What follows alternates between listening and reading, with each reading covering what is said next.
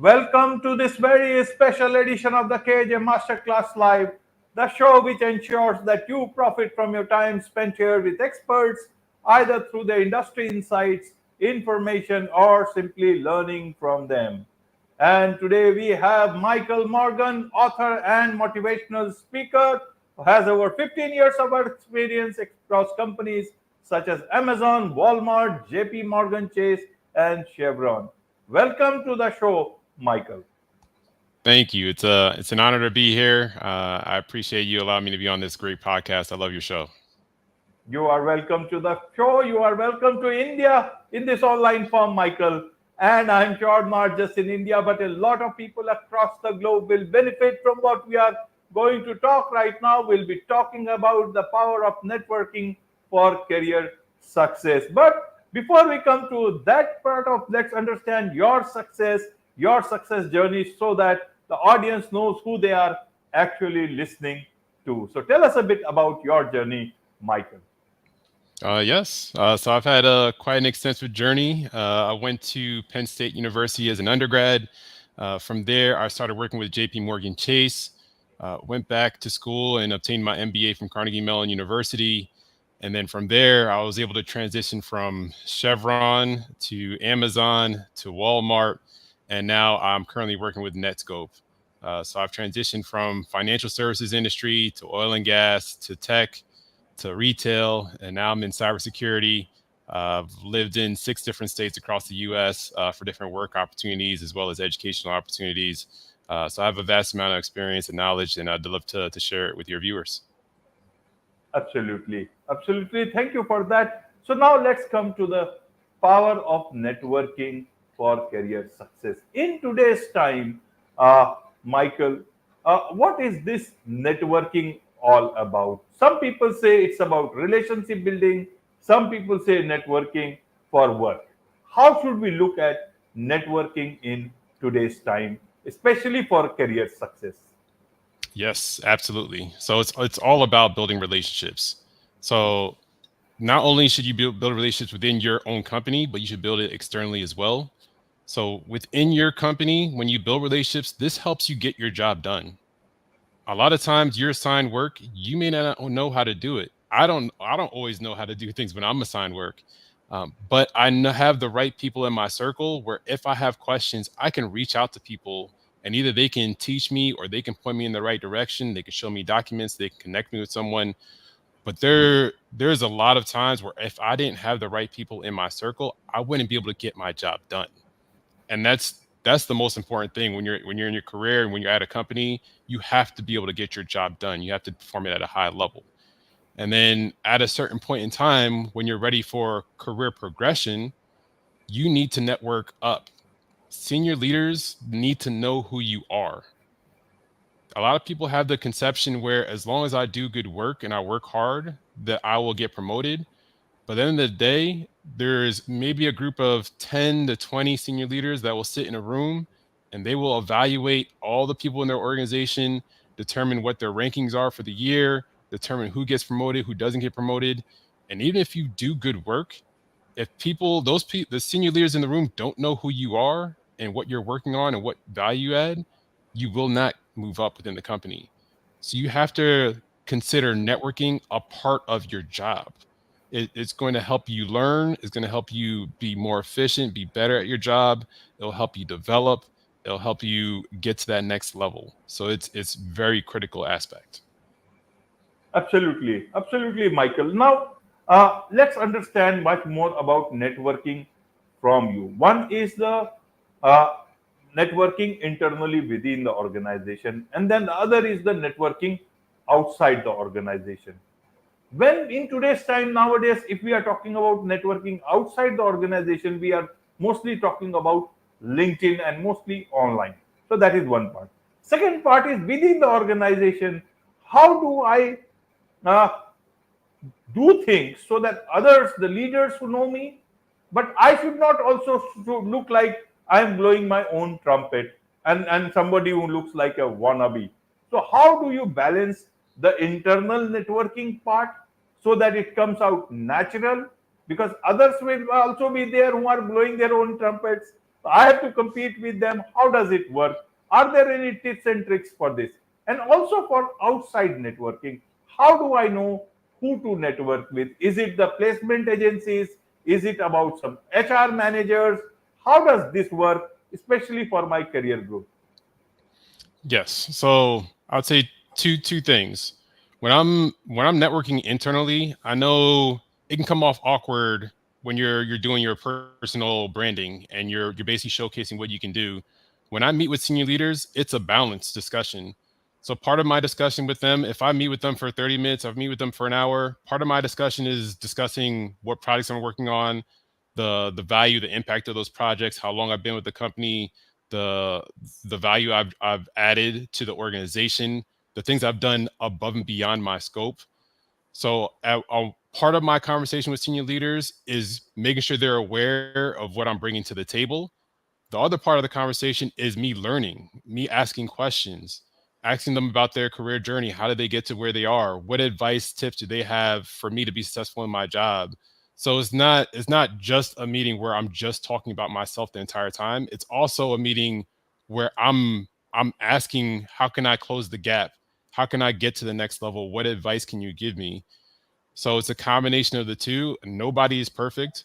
So if you just go in there and just say all the things that you're doing and you make it sound as though you don't have any areas for improvement, that's a bit off-putting. But if you balance it and you say, hey, these are all the things that I'm doing, but I'm also striving to grow and learn. Can you provide me with any advice? Do you have any recommendations? I think that's a great conversation. I would say the second piece externally, LinkedIn is a great tool. I use it all the time. It's the one that I recommend. I also go to a lot of conferences. I think that's a great way to meet other individuals in your industry, in your field. As an example, I work in cybersecurity. There was a cybersecurity summit in Austin, Texas last week. And that was a good way for me to learn more about the industry. I listened to different events that were held by professionals in the industry for the past 10 to 20 years. I met other professionals in my industry and I've expanded my network. So it's a combination of me networking and growing the number of people I know. And I was able to add them on LinkedIn afterwards, but it was also a way for me to learn. So there are different ways you can expand your network. Definitely leverage LinkedIn, but you have to put yourself out there. Figure out what what organizations, what conferences are relevant for your field. When I worked in oil and gas, I was a member of the Young Professionals in Energy and the American Association of Blacks in Energy. So I was a part of organizations that met regularly in the city that I lived, and that way I was able to expand my network and grow. So there are organizations you can attend, there are conferences you can attend. So there are different things that you can really do to really expand your network, not just within your job, but in your industry as a whole. Right, right, Michael. So, how do I choose, especially when there are hundreds of people, either I'm going on in conferences or anywhere, how do I target? Who should I network with? Is it someone who is my in my peer group, someone who is much higher or much more, or someone who is on the hiring team of any particular company? How do I choose? Because among so many people who are there, either offline or even in conferences. Yeah. So, in my opinion, I think you have to network with everybody, and I know it's a wide net, but you have to network up to senior leaders. Senior leaders are the ones that are in charge of, your career progression. So, like I said, if they don't know who you are and what you're working on and what value you bring, you're not going to move up within the company. But then it's also important to network horizontally to your peers, your colleagues, network down. There are people that you need to work with in order to get your job done. You're not doing it by yourself. And if you're not building relationships with them, you're not going to be able to get the job done. So, as an example, I work in program management and strategy, but I also have to coordinate with product managers. I also have to coordinate with engineers. I also have to coordinate with human resources. I have to coordinate with finance. And if I can't network and work with these different teams to get my job done, then I'm not going to perform at a high level. So that's the reason why you have to network both horizontally as well as vertically, and have those discussions with your manager, have those discussions with your skip level to really figure out who are the key players, who are the people that I should be meeting with. And this is one of the reasons that I strongly recommend mentors. A lot of companies have formal mentor processes where they can pair you up with a mentor based off your background, based on what you're looking for. And sometimes I just organically reach out to people and ask them to be my mentors based off, working with them. If there's someone that I admire and I look up to, but mentors can do the same. They can point you in the direction of who are the right players, who are the people that you should meet, who are the people that you should work with. And that way you're not casting too wide of a net and trying to network with 100 people. You can narrow it down and focus on maybe a subset of 10 or 20 critical people that you need to network with. Absolutely, Michael. So suppose if I get a good mentor, but how do I make sure that I'm getting the maximum value out of my mentor and not just passing my time, whatever time I get with him or her? So for mentorship, you have to be proactive. So I've had several mentors throughout my career. I will schedule and I will let them know up front the time commitment. I'll schedule a 30-minute meeting with them once a month. And when I go into those meetings, I have a structured agenda. I let them know exactly what I'm working on. I let them know exactly what advice I'm looking for, what I want to get out of this mentorship. And when at the end of the meeting, when they give me specific takeaways, I make sure to follow up on those takeaways so that by the next time that we meet, I have progress. So I'm making sure to make the most of the time and being efficient with our time, and that's how I'm making the most of the mentorship relationship. And even the mentors I've had at previous companies, at previous schools, I still keep in contact with them, even when I've left those companies or organizations. These are mentors. There's some mentors I've had in my life for 10 to 20 years. And I'm making sure that I'm constantly reaching out to them. And like I said, I'm being respectful of their time when I do reach out, but I'm staying in constant communication. What I've seen a lot of times is there will be a mentorship relationship, and the mentee will reach out to the mentor for maybe 2, 3, 4 months, and all of a sudden the communication will stop. Well, at that point, you're not getting the most benefit out of the relationship. It's a two-way street. You can't expect your mentor to go above and beyond to give you their knowledge and advice and help you in your career. You have to be the proactive one. You have to be the one setting up the meetings. You have to be one executing the deliverables and tasks that they're assigning you to do. Absolutely. Now let's come to your book, The Power of Networking. What is this book all about? Who is this book for? Why did you write this book? So I wrote this book because I've had a lot of people support me throughout my life, throughout my career, through my professional career, my education career, families, friends, mentors. My circle has been very influential in me reaching the level of success that I have. And now I want to return the favor. And now I'm at a point in my career where I feel I've reached a level of success where I can help other people. And I wanted to share that knowledge. I wanted to motivate, inspire, help others reach their full potential, help others reach and achieve their goals. So that was the purpose of me writing the book. As far as the details within the book, obviously the core of it is regarding building and maintaining relationships, how to do it, the benefit of doing so. But I get into a lot of details on how to navigate workplace challenges, how to be successful in interviewing, how to deal with microaggressions, imposter syndrome, how to be efficient with your time, how to influence. You can have great ideas and recommendations, but if you can't communicate effectively and influence others to agree that that's the best path forward, a lot of your ideas will fall flat. So there are a lot of nuances that will make you successful in your career, that I've added into the book, in addition to describing different tips, recommendations on how to build your network and maintain your network and leverage it to the best of your ability. Right, right, Michael. So, how much success depends on my hard work, my way of moving forward, or the way I network? On what does my success or reaching my goal depend on? Is it on me or on my networking? I mean, it's definitely on you. So I always tell people, you manage your own career. So don't depend on other people. Don't depend on your manager and assume your manager will just promote you, or depend on your network.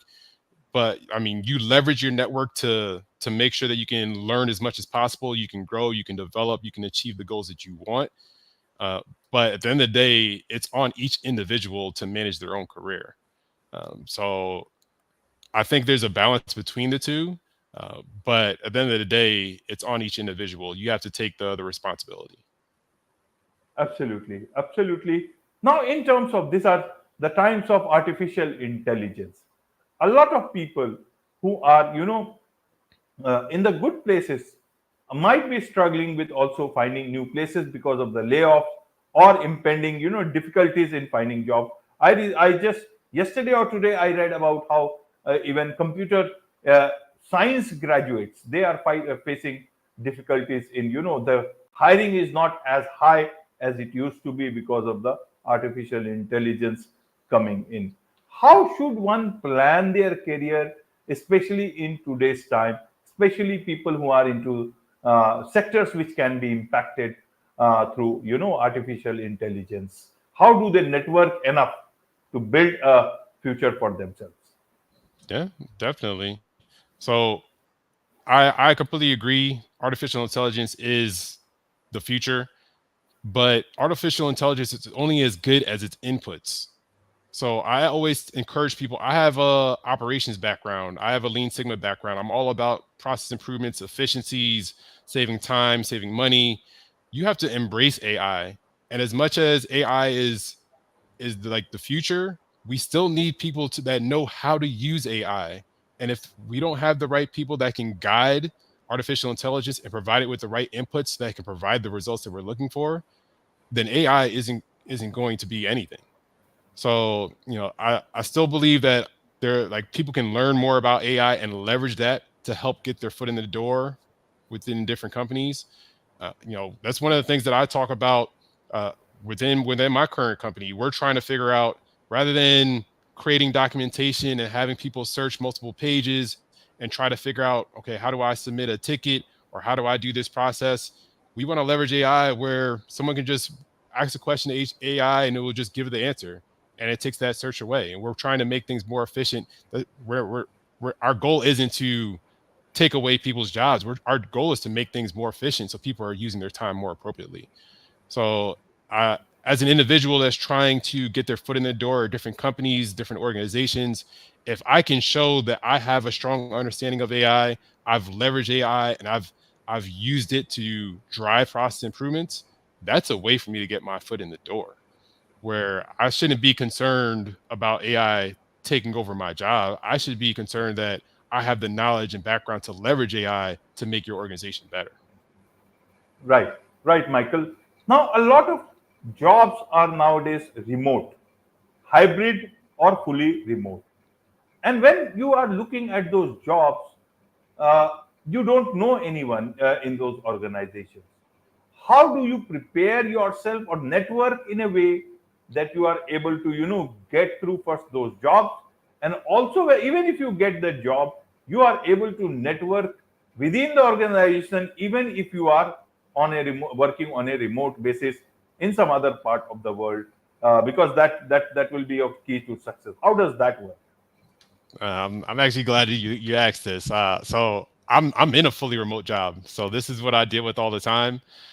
For one, even though I don't work in the same city, same country as many of my colleagues, I set up recurring Zoom meetings all the time with different stakeholders, just so I can ask them questions, I can learn from them, I can keep them up to date on what I'm working on, and that's a way for me to network, even though I'm in a different location.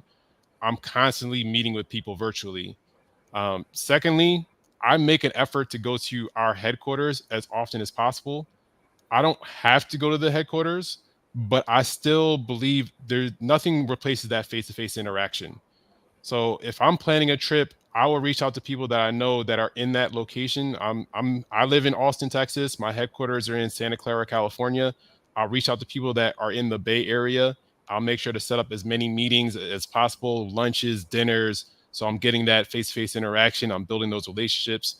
I'll reach out to other people across the country and even outside the country and notify them that I'm going to headquarters in case they want to coordinate a trip to go there as well.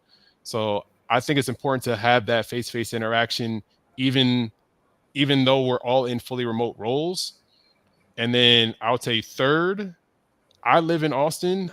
I made the effort to find out anyone that works at my company that also lives in Austin.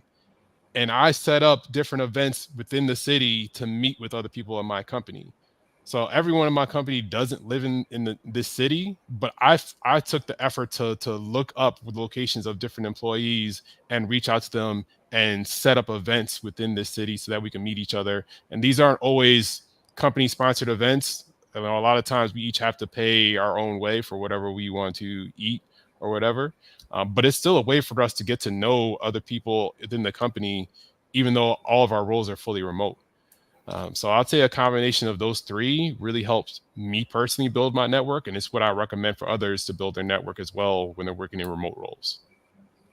Right, right, Michael. Now, one thing that comes to mind is today's time, any industry can face challenges. And as an individual, you may have to also shift industries because of compulsions, or you may like another industry, a job that you may be liking as per the requirement. Like you have done, you have moved, transition to different industries at different point in time very successfully. So how were you able to do that? What are the tips that you would like to share for today's time so that employees are, are very future ready, and how do they know which industry that can be useful for them, not today, not tomorrow, but maybe day after? How do they do that? Yeah, I would say, I mean, first and foremost, I mean, it's the title of the book is the title of the discussion. It's the power of networking. So I've built relationships with people, and if I'm interested in a company or I'm interested in industry, I'll reach out to individuals that I know are already at that company, that are already at that industry, and I'll pick their brain. I'll ask them, you know, what are the recruiters looking for me to join this industry or company? Are there any training classes I should take? Are there any certifications that I should get? Are there any specific skills that I should try to develop? And that helps me understand what I need to do to prepare in order to make that transition. I would say, secondly, my network, not only can they provide me with advice on what I need to transition to that industry, depending on how strong the relationship is, they may provide me with a referral as well. Some of these companies and some of these roles, you may have hundreds, if not thousands, of applicants. And if you're just applying blindly for a role against thousands of people, you're just another name in the hat. If someone at that company refers you, that is going to bump you up to at least get you an opportunity to interview. And that's the power of networking, where not only can I ask questions on what I need to do to get my foot in the door at this company or industry, but now you're actually giving me a referral to give me a leg up and an advantage to get an interview.